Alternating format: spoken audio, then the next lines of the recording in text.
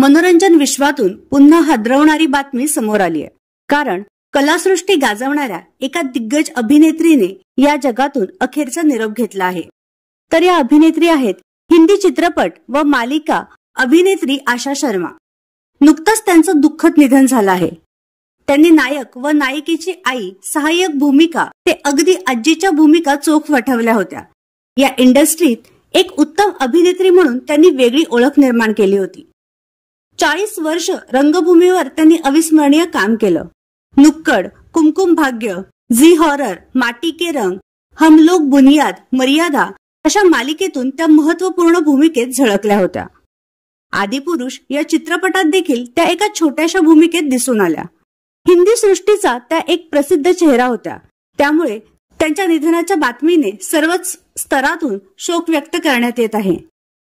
तर अभिनेत्री आशा शर्मा यांना भावपूर्ण श्रद्धांजली।